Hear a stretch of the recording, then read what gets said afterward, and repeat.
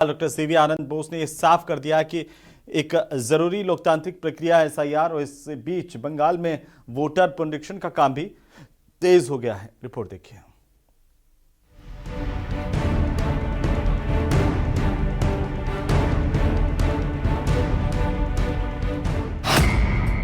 पश्चिम बंगाल में एसआईआर पर सियासी तकरार।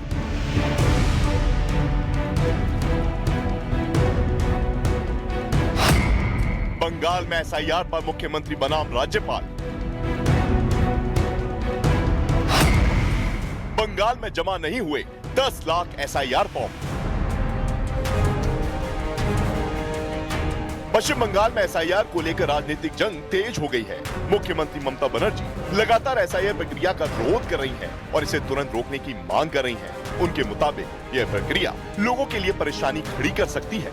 दूसरी तरफ पश्चिम बंगाल के गवर्नर डॉक्टर सीवी आनंद बोस ने ममता सरकार के आरोपों को सिरे से खारिज करते हुए कहा कि एसआईआर एक पूरी तरह से लोकतांत्रिक और जरूरी प्रक्रिया है। बंगाल के राज्यपाल ने दावा किया कि राज्य में कुछ लोग एसआईआर को लेकर जनता को गुमराह कर रहे हैं और समाज में तनाव फैलाने की कोशिश कर रहे हैं। ऐसे लोगों के खिलाफ सख्त कार्रवाई होगी।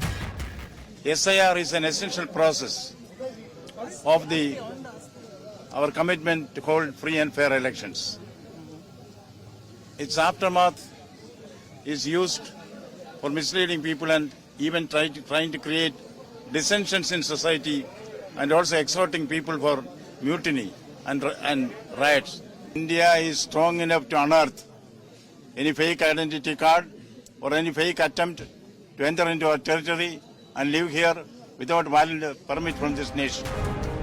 उधर पश्चिम बंगाल के राज्यपाल एसआईआर को लेकर गुमराह करने वालों के खिलाफ तल्ख हैं, तो इधर टीएमसी एसआईआर को लेकर चुनाव आयोग के खिलाफ मोर्चा खोले हैं। टीएमसी के राष्ट्रीय महासचिव और ममता बनर्जी के भतीजे अभिषेक बनर्जी ने चुनाव आयोग पर गंभीर सवाल उठाए। उन्होंने कहा, हमें चुनाव आयोग पर अदृश्य दृष्टि रखनी होगी।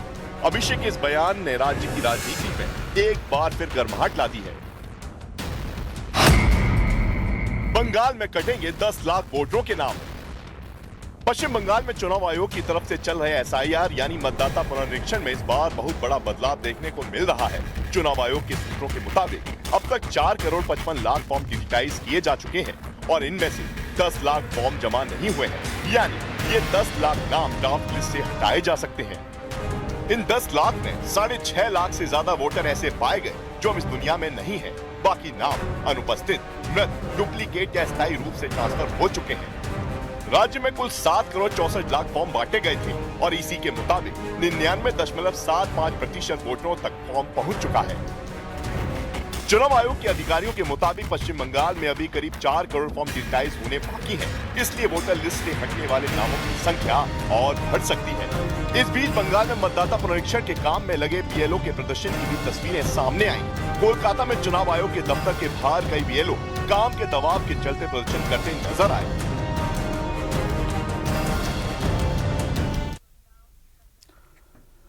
तो सदियों बाद हर सनातनी का सपना पूरा हुआ। अयोध्या में प्रभु